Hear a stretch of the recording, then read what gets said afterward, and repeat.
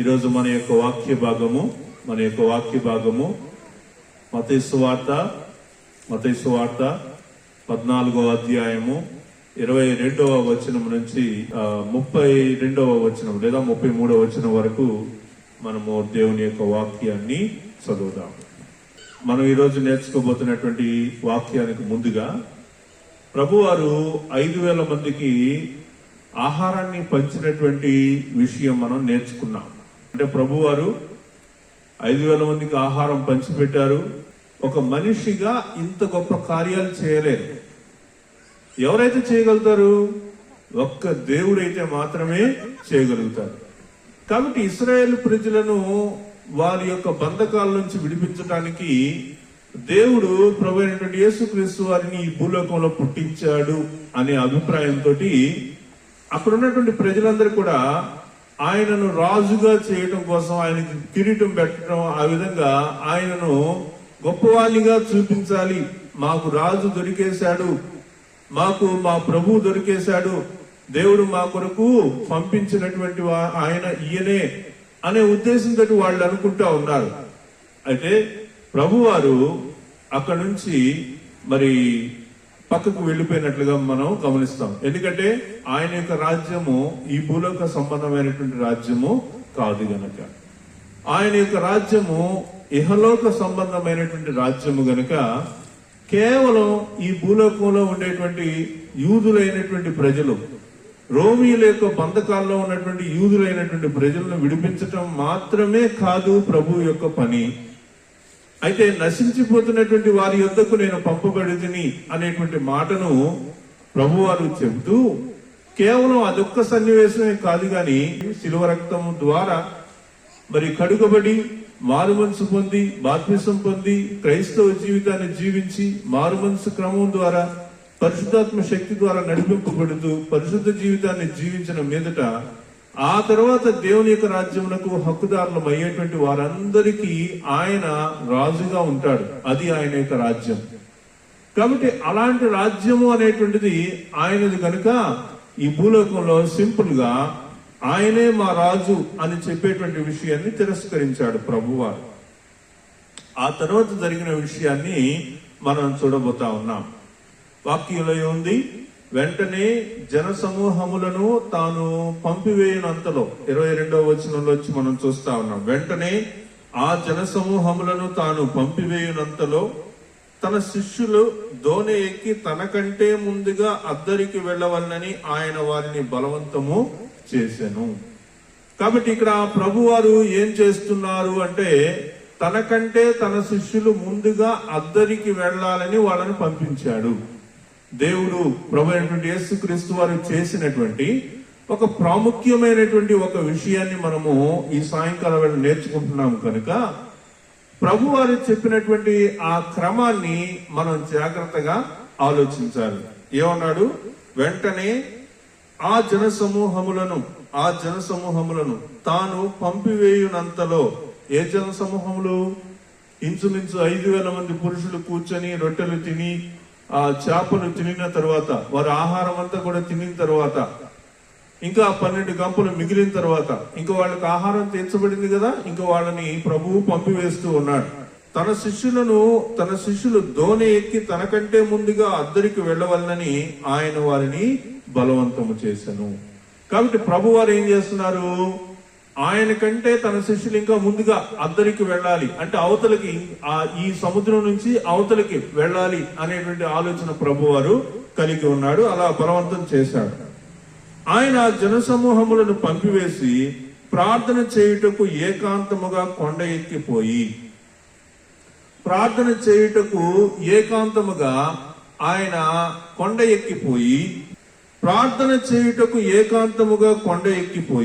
సాయంకాలం అయినప్పుడు ఒంటరిగా ఉండెను. ఆయన జన సమూహములను పంపివేసి ప్రార్థన చేయుటకు ఏకాంతముగా కొండ ఎక్కిపోయి సాయంకాలం అయినప్పుడు ఒంటరిగా ఉండెను. ఇది ప్రభువారు ప్రజలను పంపివేయటం అనేటువంటి ఒక విషయాన్ని మనం చూస్తున్నాం. గాని ప్రభువారికి ఒక దినచర్య ఉన్నది. ఏంటి ఆ దినచర్య అంటే ప్రభువారు ఏకాంతంగా తండ్రితోటి ప్రార్థనలో సమయం గడిపేటువంటి ఒక ఆలోచన. కాబట్టి ప్రభు వారి యొక్క దినచర్యలో ఏం కనిపిస్తుందంటే ప్రార్థన చేయటం అనేటువంటి ఒక విషయం అన్నమాట. మన జీవితాల్లో కూడా మనం ఏం చేయాలంటే ప్రార్థనకు ఒక సమయాన్ని మనం నిర్ణయించుకోవాలి. ఏంటి ఆ సమయం? కొంతమందికి ఉదయాన్నే అవ్వచ్చు, కొంతమందికి రాత్రి అవ్వచ్చు, కొంతమందికి మధ్యాహ్నం అవ్వచ్చు. ఏదైనా కానీ ఒక సమయం మాత్రం మనం ఏం చేయాలంటే ప్రార్థనకి కేటాయించుకోవాలి. ఒకవేళ ఇంట్లో అందరూ ఉన్నప్పుడు ప్రార్థించడానికి నీకు కష్టం అనుకుంటే, అందరూ పనులకు వెళ్ళిన తర్వాత నీకు ఒక అరగంట గంట టైం మిగిలింది అనుకోండి, ఆ గంట టైంలో నువ్వు ప్రార్థన చేయడానికి కొంత సమయాన్ని నువ్వు వెచ్చించుకోవాలి. నీ కోసం, నీ కుటుంబం కోసం, నీ భవిష్యత్తు కోసం, నీ పిల్లల భవిష్యత్తు కోసం. కాబట్టి వీటన్నిటిని బట్టి నువ్వేం చేయాలి అంటే నీ సొంతగా ఒక గదిని నువ్వు సెట్ చేసుకొని ఆ ప్లేస్ లో ప్రతిరోజు నువ్వేం చేయాలా? ప్రార్థన చేయాలి. ప్రభు వారికి ఇదొక క్రమం అన్నమాట. ప్రభు వారికి ఇదొక క్రమం. కాబట్టి ప్రభు వారిలో నుంచి మనం నేర్చుకోదగ్గ విషయాలు ఏమన్నా ఉన్నాయి అంటే ఈ యొక్క విషయంగా మనం చూస్తున్నాం. మన జీవితాలు బాగుపడాలి అంటే ప్రార్థనలో గడపాలి. ప్రార్థన అనేటువంటిది దేవుడిచ్చినటువంటి ఒక వరం. దేవునితోటే మనం మాట్లాడగలిగేటువంటి ఒక వరం ప్రార్థన. చాలా మంది ఏం చేస్తారంటే ఈ విషయంలో, అన్నా మీరు మా కోసం ప్రార్థన చేయండి అన్నా పరిస్థితులు బాగాలేవు, మా కోసం ప్రార్థన చేయండి, మా కోసం ప్రార్థన చేయండి, మా కోసం ప్రార్థన చేయండి అని అంటారనమాట. మంచిదే, వాళ్ళ యొక్క విశ్వాసం దృఢపరచబడటానికి మా కోసం ఒకళ్ళు ప్రార్థన చేసే వాళ్ళు ఉన్నారు అని అనుకోవటానికి, ప్రార్థనలో బలాన్ని చేకూర్చుకోవటానికి ఆ విధంగా అనుకోవచ్చు. ప్రాముఖ్యంగా సంఘంలో ఉన్నటువంటి విశ్వాసులందరూ కలిసి ప్రార్థన చేసినప్పుడు విశ్వాస సహితమైనటువంటి ప్రార్థన కార్యాలను చేస్తుంది గనుక దాన్ని బట్టి ప్రార్థించటం, ప్రార్థనా గుంపు అనేటువంటిది ఉండటం చాలా ప్రాముఖ్యమైనటువంటిది. దీనికంటే కూడా ప్రభువు ఎక్స్పెక్ట్ చేస్తున్నటువంటి ఒక ప్రాముఖ్యమైన విషయం ఏంటంటే నీ వ్యక్తిగత ప్రార్థన. ఏంటిది? నీ వ్యక్తిగత ప్రార్థన. నేను ఈ ప్రార్థన అనే విషయంలో ఒక క్లారిటీ మీకు ఇవ్వాలని ఆశపడుతున్నాను. మన యొక్క వ్యక్తిగత ప్రార్థన జీవితాన్ని గురించి నేను మాట్లాడుతూ ఈ విషయం చెప్పాలని అనుకుంటున్నాను. ఒక వ్యక్తికి బాగోలేదు, అనారోగ్యంతో ఉన్నారు, హాస్పిటల్లో ఉన్నారు. వాళ్ళ బంధువులకు భయంగా ఉంది. ఆ టైంలో ఆ కుటుంబంలో ఉండేటువంటి వ్యక్తికి ఒక ఆలోచన వచ్చింది. ఏమొచ్చిందంటే, ఒంగోలులో ట్రంక్ రోడ్లో మనం అక్కడ ఫోన్ చేస్తే వాళ్ళు మన కోసం ప్రార్థన చేస్తారు అని వాళ్ళు ఫోన్ చేశారు. వాళ్ళు సరేనని చెప్పేసి వాళ్ళు ప్రార్థన చేశారు. కానీ ఆ మనిషి బతుకులా చచ్చిపోయారు. 42 ఏళ్లకు చనిపోయారు. వాళ్ళు చాలా బాధపడ్డారు. చాలా బాధపడి ఏంటి ప్రభు ఇట్లా వాళ్ళు కూడా ప్రార్థన చేస్తే దేవుడు వినలేదే అనే మాట వాళ్ళు అన్నారు. అప్పుడు నేను వాళ్ళతో చెప్పింది ఏంటంటే, అన్నా మీరు వాళ్ళ కోసం మీరు ప్రార్థన చేశారా అని అన్నా. మీరు చేశారన్నా ప్రార్థన అంటే, మన ప్రార్థన దేవుడు ఎందుకు వింటాడన్నా? మీరు బలివళ్ళు నన్ను అన్నారు, నేను పెద్ద పాపినైతే నా ప్రార్థన ఎట్లా వింటాడన్నా దేవుడు? నేనేమో ప్రభుని నమ్ముకున్నాను కాదు కదా, చర్చికి వెళ్ళను కదా, నా ప్రార్థన కూడా వింటాడు దేవుడు అనే మాట అన్నాడు అన్న. కాబట్టి ఇక్కడ మనం నేర్చుకోవాల్సింది, లేకపోతే మనకు అర్థం కావాల్సిన విషయం ఏంటంటే వ్యక్తిగత ప్రార్థన. మనసు కోరే విషయాలు, మనసు ఏ విషయంలో తృప్తి పడుతుందో అది మనం చెయ్యాలి. మనసు కోరే విషయాలు మనం చేసేటప్పుడు దానిలో బలవంతం ఉండదు. దాంట్లో ఏముండదు? బలవంతం ఉండదు. మనసు కోరుకున్నటువంటి పనిని చేసే విషయంలో బలవంతం అనేది ఉండదు. ఇది మీరు గమనించాలి. మనసు ఏం కోరుకుంటుందో చెప్పండి. దేవుడు ఈ శరీరాన్ని తయారు చేశాడు. ఈ శరీరానికి కొన్ని కోరికలు ఉంటాయి. అదేంటో చెప్పునా? సెలవులు వస్తే ఏదన్నా ఒక ఊటీ లాంటి ప్లేస్కి వెళ్ళాలని అనుకుంటారు. ఎక్కడికి వెళ్ళాలి? ఊటీ, కొడైకెనాల్ అలాంటివి. లేదా అట్లీస్ట్ సముద్ర తీరానికన్నా వెళ్ళి రావాలనుకుంటాం. సముద్ర తీరానికి వెళ్ళాలి. లేదా పచ్చగా ఉండేటువంటి ఆ గార్డెన్ ఉండేటువంటి సీనరీ ఉండేటువంటి ఆ అందమైనటువంటి ప్రాంతాలకు వెళ్ళాలని ఆశపడుతూ ఉంటారు. ఎవరు ఆశపడుతున్నారు చెప్పండి? ఈ భూలోకంలో ఉన్న ప్రతి వ్యక్తి ఆశపడతాడు. ఎందుకు ఆశపడతాడు? ఎందుకంటే మనం ఏదేను తోటలో చేయబడ్డాం. దేవుడు మనిషిని ఎక్కడ తయారు చేశాడు? ఏదేను తోటలో తయారు చేశాడు. ఏదేను తోటలో తయారు చేశాడు కాబట్టి మన యొక్క ఆలోచన క్రమం అంతా దేన్ని కోరుకుంటుంది అంటే ప్రకృతిని కోరుకుంటుంది. దేన్ని కోరుకుంటుంది? ప్రకృతినే కోరుకుంటుంది. మన యొక్క ఆత్మ ఎప్పుడు సంతోషపడుతుందో తెలుసా? మన ఆత్మకి సంతోషం ఎప్పుడో తెలుసా? దేవునికి ప్రార్థన చేసినప్పుడు. ప్రార్థనలో మనం గడిపినప్పుడు నువ్వు ప్రార్థన చెయ్యవు, కానీ ఒకవేళ నువ్వు గనక కూర్చొని ప్రార్థన చేస్తే ప్రార్థన తర్వాత నీకు ఎంతో సంతోషం కలిగింది. హృదయంలో ఉండేటువంటి గొప్ప భారం ఏదో దించేసినట్టుగా అనిపిస్తుంది. ఎంతో ప్రశాంతంగా ఉన్నట్టుగా అనిపిస్తుంది. కాబట్టి ప్రభువారు తండ్రితోటి సమయాన్ని గడిపేటువంటి పరిస్థితిని ఆయన వదులుకోవాలా. ఆయన ఎప్పుడు వదులుకోవాలా? ఇంకా కావాలంటే వాక్యం ఏముంది? జన సమూహాన్ని పంపించేశాడు. తన శిష్యుల్ని మీరు నాకంటే ముందుగా అద్దరికి వెళ్ళాలని పంపించాడు, కానీ ఆయన మాత్రం ప్రార్థన ఆపల. సరే, ఈ పూటకి ప్రార్థన ఆపేసి అవతలకి అద్దరికి వెళ్ళిపోయిన తర్వాత, శిష్యులతోటి కూడా వెళ్ళిపోయిన తర్వాత అప్పుడు అక్కడ ప్రార్థన చేద్దాంలే అని ఆ టైంని ఆయన మార్చలేదు. కాబట్టి ఈ వచనాన్ని ఆధారం చేసుకొని మనం ఏం అర్థం చేసుకోవాలంటే, ప్రభువారు ప్రార్థనలో సమయం గడపడానికి ఒక ప్రత్యేకమైనటువంటి సమయాన్ని ఎంచుకున్నారు. మీకు ఇంకా క్లియర్ గా అర్థం అవటం కోసం మత్తయి సువార్త 19వ అధ్యాయము 13వ వచనం, మత్తయి సువార్త 26వ అధ్యాయం 36వ వచనం, లూకా సువార్త 5వ అధ్యాయము 16వ వచనం, హెబ్రీయులకు రాసిన పత్రిక 5వ అధ్యాయం 7వ వచనం, హెబ్రీయులకు రాసిన పత్రిక 7వ అధ్యాయం 25వ వచనాలు. ఈ 5 వచనాల్లో గనక మీరు ఒకదానికి మీరు సరిపోల్చుకుంటా చదివితే ప్రార్థనలో ఉండేటువంటి ఆ గొప్పతనం, లేదా ప్రభువారు ఎందుకు ఆ ప్రార్థన అనేటువంటి దాన్ని విస్మరించలేదు అనేటువంటి విషయాలు మనకి అర్థమవుతాయి. కాబట్టి ఈ విషయంలో, ఈ వాక్యంలో మనం ఏం అర్థం చేసుకుంటున్నామంటే, ప్రార్థన చాలా విలువైనటువంటిది. ఆ దోనె దరికి దూరముగా నుండగా, అంటే ప్రభువారు ప్రార్థన చేసుకుంటున్నారు, ఆ దోనెలో శిష్యులందరూ ఉన్నారు, వాళ్ళు వెళ్తూ ఉన్నారు, అది దూరంగా వెళ్ళిపోయింది, నేను దగ్గరలో లేదనమాట. కాబట్టి ఈ విషయంలో ప్రభు ఈ విషయం ఎరిగిన వాడై వారి యొద్దకు వెళ్తున్నాడు. ఈ చెన్నై గాని, లేకపోతే కాకినాడ గాని, వైజాగ్ గాని ఇలాంటి బీచ్ లో మీరు చూస్తే పడవల్ని నీళ్ళలోనే కొంత దూరంలో కట్టేసి ఉంచుతారు అనమాట. అవి వెళ్ళవు, వాళ్ళు లంగరేసేసి ఉంచుతారు. ఎప్పుడైనా గబుక్కన వెళ్ళాలి అనుకుంటే అక్కడ దాకా ఈదుకుంటా లోపలికి వెళ్ళి దాంట్లో ఎక్కి లంగర్ తీసేసుకుని వాళ్ళు అక్కడి నుంచి నడుపుకుంటూ పోతారు. కాబట్టి ఆ దోణి అనేటువంటి దరిలో లేదు, ఇంకా దూరం వెళ్ళిపోయింది.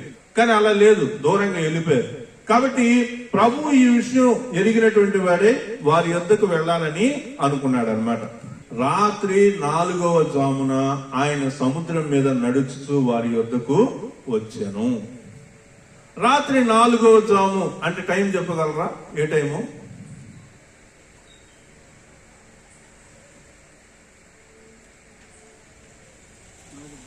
ఆ 3 గంటల నుంచి 6 గంటల మధ్యలో ఉండేదాన్ని 4వ జాము అంటారు. అంటే మనకి ఎర్లీ మార్నింగ్ అనమాట, ఎర్లీ మార్నింగ్. ఇది నేను వాక్యంలో నుంచి 4-5 విషయాలు మనకి కలిపి అర్థమయ్యేటువంటి పరిస్థితి. దీన్ని మీరు జాగ్రత్తగా ఆలోచిస్తే చాలా విషయాలు మీకు అర్థమవుతాయి. రాత్రి 4వ జామున ఆయన సముద్రం మీద నడుచుచు వారి యొద్దకు వచ్చాను. ఆ 4వ జామున అంటే ఉదయాన్నే 3 నుంచి 6 మధ్యలో మీరేం చేస్తుంటారు చెప్పండి? సాధారణంగా ఎవరైనా 3 నుంచి 6 మధ్యలో ఏం చేస్తుంటారు? నిద్రపోతా ఉంటారు. ఏమి నిద్రపోతా ఉంటారు? గాఢ నిద్రలో ఉంటారు. ఎక్కడుంటారు చెప్పండి? గాఢ నిద్రలో ఉంటారు. సాధారణంగా 12 వరకు చాలా మంది నిద్రపోరు. 12 దాటిన తర్వాత కూడా నిద్రపోరు. కాబట్టి 12 దాటిన తర్వాత 3 గంటల నుంచి 6 మధ్యలో ఉండేటువంటి సమయాన్ని 4వ జాము అంటారు. వీళ్ళు ఎక్కడున్నారు? ఆయన శిష్యులు ఎక్కడున్నారు? ఆ టైంలో సముద్రంలో ఉన్నారనమాట. సముద్రంలో వాళ్ళు మరి ఆ దోణె నడుపుకుంటా వెళ్తూ ఉన్నారు. ఎప్పుడు? రాత్రి 3 నుంచి 6 మధ్యలో. రాత్రి 3 నుంచి 6 మధ్యలో ఎవరన్నా దోణె నడుపుతారా? మనకు తెలిసినంత వరకు మనం నడపం అని అనుకుంటారు, కానీ సముద్రం మీద జాలర్లు వాళ్ళు వేటకెళ్తే వారం రోజుల దాకా బయటికి రాదు, తెలుసా? సముద్రంలోకి వెళ్తే వారం రోజుల దాకా బయటికి రాదు. అంటే వాళ్ళు వేట చేపలు పట్టుకొని వచ్చేదానికి వారం రోజులు టైం తీసుకుంటారు. వారం రోజులు కూడా వాళ్ళు వేట ఎప్పుడు చేస్తారంటే సముద్రం కూడా రాత్రే చేస్తారు. కాబట్టి రాత్రి అంతా వాళ్ళు ఏం చేస్తారు? మెలకుగానే ఉంటారు. ఇంకో చోట ప్రభు వారే చెప్తాడు కదా, చేపలు పట్టడానికి రాత్రి అంతా వెళ్ళి మొత్తం సముద్రం మీద వేసి వచ్చాము, మాకు ఎక్కడ చేపలు పడలేదని చెప్తారు. కాబట్టి రాత్రి వేళ అంటే 3 గంటల నుంచి 6 గంటల మధ్యలో వాళ్ళు ఆ దోణిలో వాళ్ళు ఏం చేస్తున్నారు? నడుపుకుంటా వెళ్తున్నారు, తెడ్లు వేసుకుంటా వెళ్తున్నారు అనుకోండి. ప్రభు వారు రాత్రి 4వ జామున ఆయన సముద్రం మీద నడుచుచు వారి యొద్దకు వచ్చెను. కాబట్టి 4వ జామున ప్రభు వారు నడుచుకుంటా వస్తున్నాడు. ఎక్కడ? సముద్రం మీద నడుచుకుంటా వస్తున్నాడు. కాబట్టి ఇక్కడ ఒక విషయాన్ని మనం అర్థం చేసుకోవాలి. ఏంటది? ప్రభువు నీటిపై నడవడాన్ని గమనించినటువంటి శిష్యులు ప్రభువును చూసి ఏమనుకున్నారు? ఆయనను భూతమని చెప్పుకొని భయం చేత కేకలు వేసిరి. ఇదనమాట మనం అర్థం చేసుకోవాల్సినటువంటి విషయం అన్నమాట. ఏంటంటే ఉదయాన్నే ఎర్లీ మార్నింగ్ 3ంటికి, అర్ధరాత్రి, మనకైతే రాత్రి అని అంటాము, ఆ టైంలో ఒక వ్యక్తి 12 మంది శిష్యులు సముద్రంలో ఆ దోణిని నడుపుకుంటా వెళ్ళేటువంటి టైంలో చీకటిలో ఒక వ్యక్తి సముద్రం మీద నడుచుకుంటూ వస్తే ఎవరైనా ఏమనుకుంటారు? దెయ్యం అని, భూతం అని అనుకుంటారు. వీళ్ళు కూడా అదే అనుకున్నారు. నేను కొన్ని పర్సనల్ విషయాలు చెప్పాలి, ఎందుకంటే మీరు కూడా ఆధ్యాత్మికంగా ఎదుగుతున్నారు కాబట్టి. అపవాది మనల్ని శోధించే సమయం అదే. అపవాది మనల్ని శోధించేటువంటి సమయం ఎప్పుడంటే మీరు మంచి నిద్రలో ఉంటారు, మీ ఆలోచనతోటి పనిచేస్తూ ఉంటారు. మీకు అదే సమయంలో ఎందుకు అపవాది ఆ సమయాన్ని ఎంచుకుంటాడంటే దేవుడు మాట్లాడేది కూడా ఆ సమయంలోనే. ఆయన కళల రూపంలో, దర్శనాల రూపంలో మనతోటి ఎక్కువ మాట్లాడేది ఆ టైంలోనే. యోసేపు నిద్రపోతా ఉన్నాడు. ప్రభువారు జన్మించున్నాడు. యోసేపు అక్కడ ఉన్నాడు. దేవదూత రాత్రి స్వప్నమందు ఆ యోసేపుకు కనిపించి, వెంటనే నేను బిడ్డను తీసుకొని, తల్లిని బిడ్డను తీసుకొని నువ్వు ఐగుప్తుకి వెళ్ళిపోమని చెప్పారే, ఆ టైం కూడా దగ్గరగా అదే టైం అని చెప్పాలి. ఖచ్చితంగా నీకు ఎట తెలుసు, నువ్వు ఎట చెప్తావంటే వాళ్ళ కాలమానాన్ని మనం అర్థం చేసుకుంటే అవన్నీ అర్థం అయిపోతుంది. పెద్ద విషయం ఏం కాదు. మనకు రోజు ఉదయంతో ప్రారంభం అవుతుంది. మనకు రోజు దేంతో ప్రారంభమైంది? ఉదయంతో ప్రారంభమైంది. అర్ధరాత్రి 12 దాటిన తర్వాత నుంచి మనకు రోజు మారుతుంది. కానీ యేసు ప్రభు వారి యొక్క కాలం నాటి క్యాలెండర్, వాళ్ళు పాటించినటువంటి కాలాన్ని బట్టి చూస్తే వాళ్ళకి రోజు దేంతో ప్రారంభమైంది అంటే సాయంత్రం 6 గంటలతోటి ప్రారంభం అవుతుంది. సాయంత్రం 6 నుంచి ఉదయం 6 వరకు మొదట ఉంటుంది. సాయంత్రం 6 నుంచి రాత్రి మళ్ళీ పగల 6 వరకు అనేది సాయంత్రం ఉంటుంది అనమాట. మనం అలా అర్థం చేసుకోవాలి. ఆ రకంగా అర్థం చేసుకుంటేనే మనం ఈ ప్రభు వారు కలిసినటువంటి ఈ టైంని మనం ఈజీగా అర్థం చేసుకుంటాం. కాబట్టి ఇక్కడ మనం అర్థం చేసుకోవాల్సింది ఏంటంటే రాత్రి 4వ జామున ఆయన సముద్రం మీద నడుచుకుంటూ వాళ్ళ దగ్గరికి వస్తూ ఉన్నాడు. 28వ వచనం, వెంటనే యేసు, వాళ్ళు ఏమనుకున్నారు? భూతం అనుకున్నారు కదా, దెయ్యం అనుకున్నారు కదా. ఈ విషయం దగ్గర మనం ఆలోచిస్తున్నాం కదా. ఇప్పుడు ప్రభు వారితోటి వాళ్ళు ఎంతకాలం నుంచి ఉండి ఉంటారు చెప్పండి? చాలా రోజుల నుంచి ఉన్నారు. ప్రభు వారి యొక్క సేవ ప్రారంభం కేవలం ఆయన 30 సంవత్సరాల ప్రాయం అప్పుడు మాత్రమే ఆయన సువార్త ప్రారంభించాడు. సువార్త ప్రారంభించిన తర్వాతే ఈ శిష్యులు అనేటువంటి వాళ్ళందరూ ప్రభు వారికి ఏర్పడ్డారు. అంటే ప్రభు వారితోటి ప్రభు సిలువ వేయబడక ముందు వరకు ఎంతకాలం నుంచి పరిచయం ప్రభువుకి వీళ్ళందరూ అంటే 3 సంవత్సరాలు అంతే. ఏ 10-20 సంవత్సరాలు ఏమి ప్రభుతోటి లేరు వీళ్ళందరూ ఎంతకాలం నుంచి ఉన్నారు? కేవలం 3 సంవత్సరాలు అంతే. 3 సంవత్సరాల కాల వ్యవధిలోనే ఈ యొక్క పరిచర్య అంతా కూడా జరిగింది. కాబట్టి 5,000 మందికి ఆహారం పంచడం అంటే మామూలు విషయమా? నీటిని ద్రాక్షారసంగా మార్చడం అనేటువంటిది మామూలు విషయమా? ఇంకా ముందు జరిగినటువంటి విషయాలు ఎన్నో చూశారు. ప్రభు వారు చేసినటువంటి అద్భుత కార్యాలు ఎన్నో చూశారు. ఎన్నో చూసినటువంటి వారికే స్వయాన ప్రభు శిష్యులకే సముద్రం మీద ఒక వ్యక్తి నడుస్తా వస్తా ఉంటే అరే మన ప్రభు కదా అనే ఆలోచన వాళ్ళకి రాలేదు. ఒకవేళ ప్రభు కాదనుకోండి, ప్రభు కాకపోయినా వీళ్ళు ఏమనొచ్చు? శిష్యులు అయినటువంటి వారందరూ, ప్రభువా మేము ఇలాంటి పరిస్థితిలో ఉన్నాం, మాకు సహాయం చేయి ప్రభువా అని వేడుకోవచ్చు, ప్రార్థించవచ్చు. కానీ అవన్నీ చేయకుండా వాళ్ళు ఏం చేస్తున్నారండి? భయపడినటువంటి వారిగా మనము చూస్తా ఉన్నాం. అప్పుడు ప్రభు వారు ఏమంటున్నారండి వాళ్ళతోటి? యేసు ధైర్యం తెచ్చుకుని నేనే, భయపడుకుడని వారితోటి చెప్పాను. ప్రభు వారు నీటి మీద నడుచుకుంటా రావటం అనేటువంటిది ఈ భూలోకానికి అంతుజిక్కనటువంటి ఒక విషయం. ఏంటది? ఈ భూలోకంలో ఏ మనిషి కూడా నీళ్ల మీద నడవటం అనేది జరగలేదు కదా. ఇదేంటి నిలబడి నీటి మీద నడుచుకుంటూ వచ్చాడు అంటున్నారు? నీటి మీద ఆయన నడుచుకుంటూ వస్తే మనుషులు మనం నడవలేమా? మనం కూడా నడుద్దామా అంటే మన వల్ల అయిద్దా చెప్పండి? మన వల్ల అయిద్దా? అవ్వదు. కానీ అయ్యింది. ఆ విషయాన్ని మనం ఇప్పుడు చూడబోతా ఉన్నాం. పేతురు ఒక ఛాలెంజ్ చేస్తా ఉన్నాడు. మనిషికి అసాధ్యమైనది చేయడానికి పేతురు సాహసిస్తున్నాడు. ఏంటని చెప్పండి? పేతురు ఏమంటున్నాడు?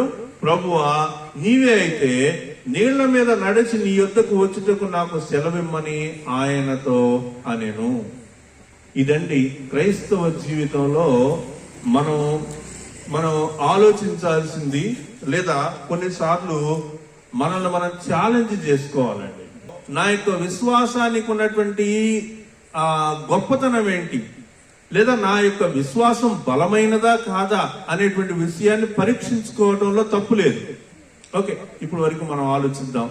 యేసు ప్రభుని నమ్ముకొని బాప్తిసం తీసుకొని ఇప్పటికి ఎన్ని సంవత్సరాలు అయి ఉంటుంది? మీకు 10 ఏళ్ళు అయి ఉంటుందా?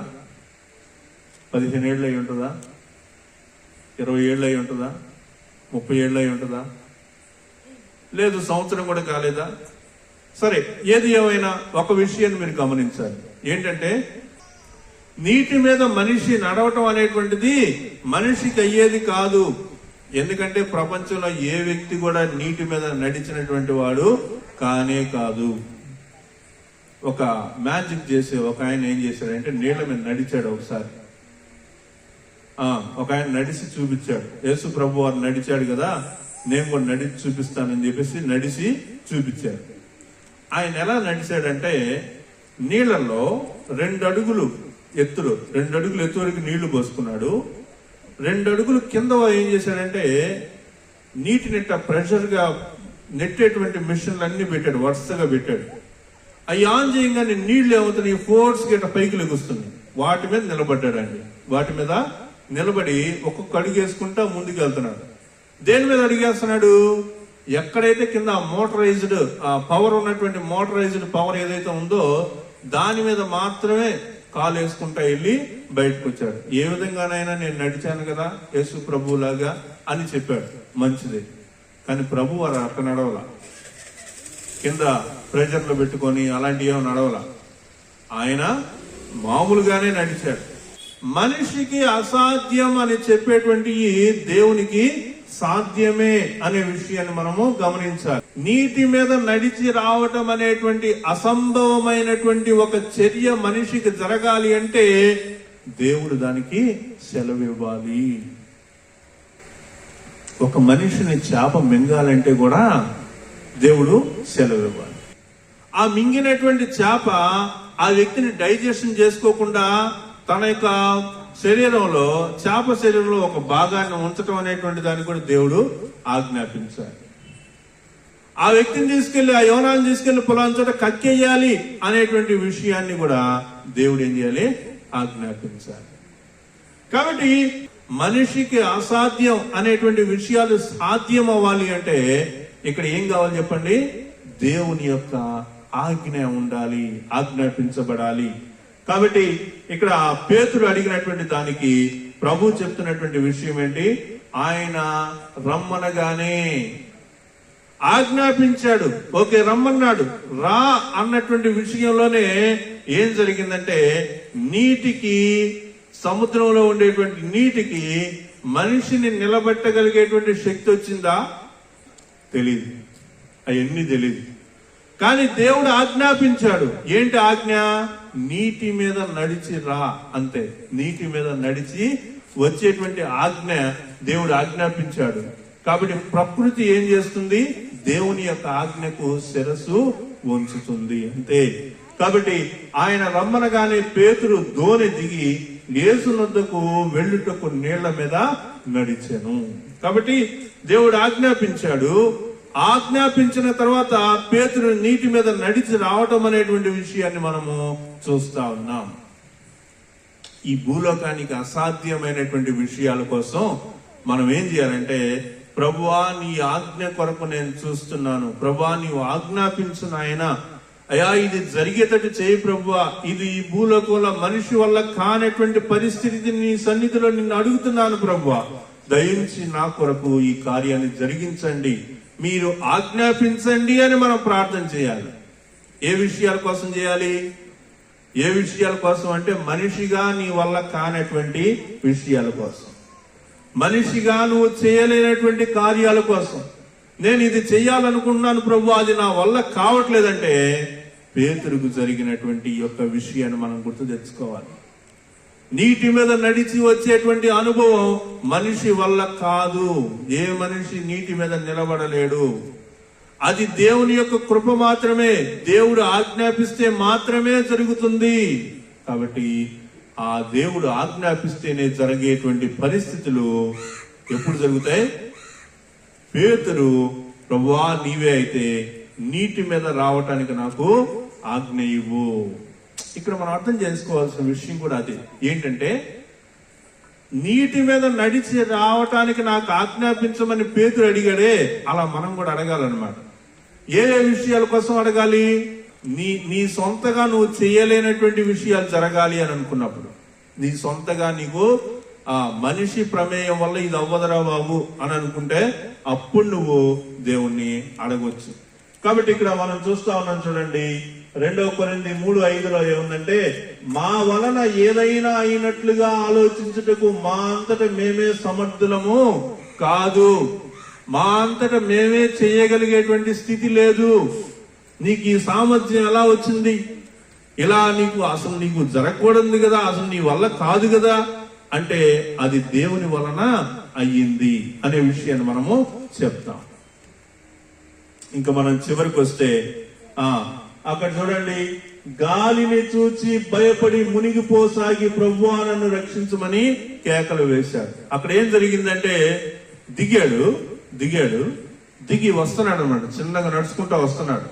కానీ అలా నడుచుకుంటా వచ్చేటువంటి క్రమంలో గాలిని చూసి ఏమయ్యాడండి? ప్రభు మీద దృష్టి కోల్పోయింది అనమాట. ప్రభు మీద దృష్టి కోల్పోయి ఆ గాలిని, నీళ్లను చూశాడు. చూసి ఇంకా మునిగిపోతా ఉన్నాడు. పిల్లరా, ఇక్కడ మనం గమనించాల్సినటువంటి విషయం కూడా అదే. పేతురుని మన యొక్క వ్యక్తిగత జీవితానికి ఖచ్చితంగా మనం పోల్చుకోవచ్చు. పేతురుని మన యొక్క వ్యక్తిగత జీవితానికి ఖచ్చితంగా పోల్చుకోవచ్చు. ఎందుకు పోల్చుకోవచ్చు చెప్పనా? దేవుడు ఒకటి ఆజ్ఞాపిస్తాడు, మనిషి దాన్ని విస్మరిస్తాడు. దేవుడు ఒకటి ఆజ్ఞాపిస్తాడు, మనిషి దాన్ని తప్పకుండా మర్చిపోతాడు. ఈ క్రమంలో పేతురుని మనం బాగా గుర్తుపెట్టుకోవచ్చు. దేవుడు నీకు ఒక కృప చూపుతాడు, ఆ కృపను నువ్వు ఉపయోగించుకుంటావు, ఉపయోగించుకుని దారి తప్పిపోతా ఉంటావు. కాబట్టి ఈ పరిస్థితులన్నీ ఎక్కడ నుంచి జరుగుతున్నాయి, ఈ పరిస్థితులన్నీ ఎలా జరుగుతున్నాయి అనేటువంటి విషయాన్ని ఆలోచించినప్పుడు పేతురు జీవితం ద్వారా మనం పోల్చుకుంటే మన యొక్క వ్యక్తిగత యథార్థ క్రైస్తవ జీవితంలో ఉండేటువంటి లోటుపాట్ల గురించి మనము ఆలోచించవచ్చు. ప్రభువు వైపే మన యొక్క దృష్టి అనేటువంటిది కేంద్రీకరించుకోవాలి. ఏ సమయాల్లో కేంద్రీకరించుకోవాలి? నీటి మీద నడిచేటువంటి సమయంలో. నీటి మీద నడవటం అంటే ఏంటి? మన యొక్క జీవితంలో మనం నీటి మీద నడవటం అంటే విశ్వాసం మీద జీవించటం, విశ్వాసము వలన జీవింపబడటం అనేటువంటి విషయంలో. విశ్వాసం వలన జీవింపబడేటువంటి విషయాలు ఏమేమి ఉన్నాయి? ఒకటి, నీ రక్షణ జీవితం. నీ రక్షణ జీవితం అనేటువంటి సముద్రం మీద, నీటి మీద నడిచేటువంటి అనుభవమే రక్షణ జీవితం. ఎందుకని చెప్పండి? ఆ రక్షణ జీవితాన్ని నువ్వు కోల్పోవటానికి, ఆ రక్షణ జీవితంలో పడిపోవటానికి నీకు పెద్ద సమయం పట్టిందా? 10 ఏళ్లు నువ్వు భక్తిగా జీవించావు, కానీ 11వ సంవత్సరంలో ఒక చిన్న అబద్ధం ఆడావు. 11వ సంవత్సరంలో ఒక పాపం చేశావు. 11వ సంవత్సరంలో సమాజంలో నీకు పేరు పోయింది. అలాంటప్పుడు ఏమవుతావు చెప్పండి? నువ్వు మునిగిపోతున్నటువంటి అనుభవంలో నీకు వస్తావని గుర్తుపెట్టుకోవాలి. కాబట్టి ప్రభు వైపు చూస్తూనే మనం నడిచినప్పుడు, ప్రభు యొక్క మార్గం వైపే మనం నిలిచినప్పుడు మనం మునిగిపోయేటువంటి స్థితిలోకి రాము. పేతురైన ఎందుకు మునిగిపోయాడు చెప్పండి? పేతురు ఎందుకు మునిగిపోయాడు? గాలిని చూసి భయపడ్డాడు అనేటువంటి విషయాన్ని మనం చూస్తా ఉన్నాం.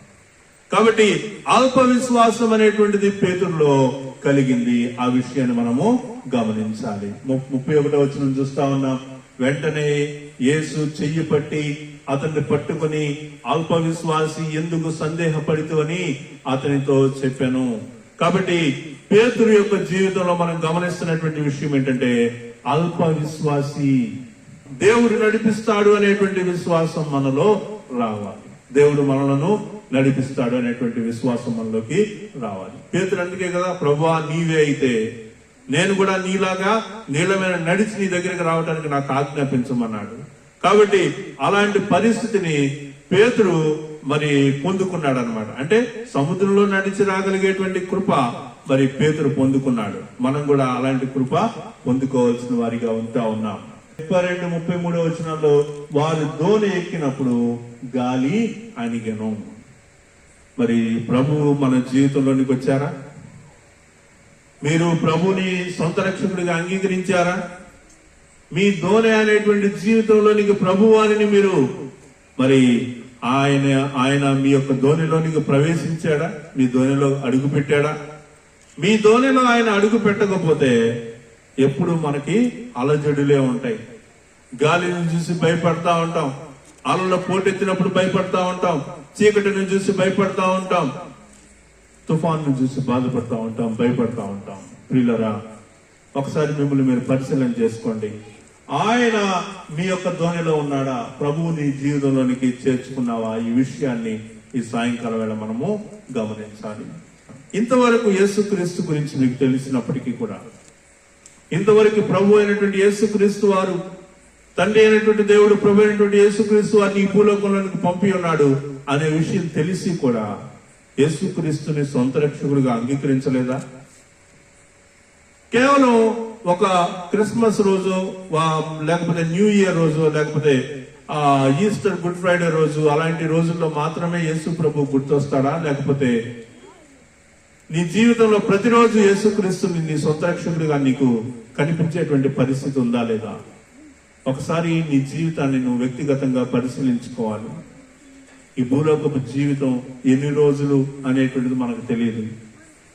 ఈ భూలోకంలో జరుగుతున్నటువంటి విషయాలన్నింటినీ మనం ఆలోచించి చూసినప్పుడు ఏది కూడా నమ్మకమైనటువంటిది, స్థిరమైనటువంటిది, కాన్ఫిడెంట్ గా ఉంటుంది అనేటువంటిది ఏమీ లేదు. ఈ భూలోకంలో మనం చూసేటువంటి పరిస్థితులు అన్నీ కూడా మోసకరమైనటువంటి పరిస్థితులే మనకి కనిపిస్తా ఉన్నాయి. దేవుని యొక్క కృప లేకపోతే, దేవుడు నీ యొక్క పడవ అనేటువంటి జీవితంలో, దోణి అనేటువంటి జీవితంలో ఆయన అడుగు పెట్టకుండా ఉన్నట్లయితే, పేతుడు ఏ విధంగా నీళ్ళలో మునిగిపోతూ ఉన్నాడో మనం కూడా మన యొక్క జీవితంలో ఎన్నో పరిస్థితుల్లో మునిగిపోతూ ఉంటాం. దేవుని యొక్క వాక్యం విన్నటువంటి మీలో యేసుక్రీస్తుని అంగీకరించకుండా ఉన్నటువంటి వారైనట్లయితే, ఈ చుట్టుపక్కల మరి గృహాల్లో వింటున్నటువంటి మీరు, దేవుని యొక్క వాక్యం వింటున్నటువంటి మీరు యేసుక్రీస్తుని సొంత రక్షకుడిగా అంగీకరించకుండా ఉన్నట్లయితే దేవుణ్ణి మీ యొక్క హృదయంలోనికి చేర్చుకోండి. ఆయన గొప్ప కార్యాలు మీ ఎడల చేస్తాడు. ఎప్పుడైతే నీ దోనెలో యేసుక్రీస్తు ఉంటాడో అప్పుడే ఈ జీవితానికి ఒక అర్థాన్ని నీకు తెలుసుకోవడానికి వీలవుతుంది, పరలోక భాగ్యాన్ని పొందుకోవడానికి వీలవుతుంది. దేవుడు తన యొక్క పరిశుద్ధ లేఖన భాగాన్ని మన యొక్క వెనుకల్లో ఈ సాయంకాలం వేళ ఆశీర్వదించి దీవించిన గాక. మీకు ఏదైనా అనారోగ్య పరిస్థితులు ఉన్నట్లయితే మాకు తెలియజేయండి, మేము మీకోసం ప్రార్థన చేస్తాం. మేము మీకోసం ప్రార్థన చేయడానికే ఉన్నాం. మీ కొరకు ప్రార్థించడానికి, మీ యొక్క జీవితంలో యేసుక్రీస్తు ప్రేమను నింపటానికి మా వంతు బాధ్యత మేము చేయటానికే మేము ఇక్కడ ఉన్నామని గ్రహించండి. ప్రార్థన చేసుకుందాం. ప్రేమ కలిగిన తండ్రి, కృప కలిగిన దేవ, నమ్మకమైన ప్రభువా యేసయ్యా, నీ పాదాలకు వందనాలు, స్తుతులు స్తోత్రాలు చెల్లిస్తా ఉన్నాం. ఒక్కొక్క విషయాన్ని గురించి ఇక్కడ మేము బోధిస్తూ కూడి వచ్చినటువంటి వారికి, చుట్టుపక్కల ఉన్నటువంటి వారికి దేవుని యొక్క వాక్యాన్ని మేము ప్రకటిస్తూ ఉన్నాం. వాళ్ళు ఎలాంటి బంధకాల్లో ఉన్నారో, ఎలాంటి గాలి చేత కొట్టబడుతూ ఉన్నారో, ఎలాంటి అలల చేత నెట్టివేయబడుతూ ఉన్నారో, ఎలాంటి భయంకరమైనటువంటి ఉపద్రవాల్లో ఉంటూ ఉన్నారో, ఆ పరిస్థితులన్నిటి నుంచి ప్రభువా నాయన మీరు మమ్మల్ని పైకి లేపమని కోరుతూ ఉన్నాం.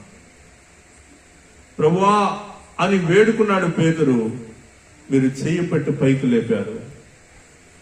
ప్రభువా అని మేము వేడుకున్నప్పుడు, అయ్యా నన్ను రక్షించు అని వేడుకున్నప్పుడు మీరు ఆలస్యం చేసేవారు కాదు అనే విషయం మేము తెలుసుకుంటా ఉన్నాం. మేము అడగాలే కానీ, మేము ప్రార్థించాలే కానీ నాయనా మీరు మాకు సహాయకులై ఉన్నారు అనే విషయాన్ని నేర్చుకుంటా ఉన్నాం. వారి యొక్క జీవితాల్లో వారు పెడుతున్నటువంటి మొరలన్నింటినీ మీరు వినమని కోరుతూ ఉన్నాం. వారి యొక్క జీవితంలో జరుగుతున్నటువంటి అపాయకరమైనటువంటి పరిస్థితులన్నింటి నుంచి తప్పించమని కోరుతూ ఉన్నాం.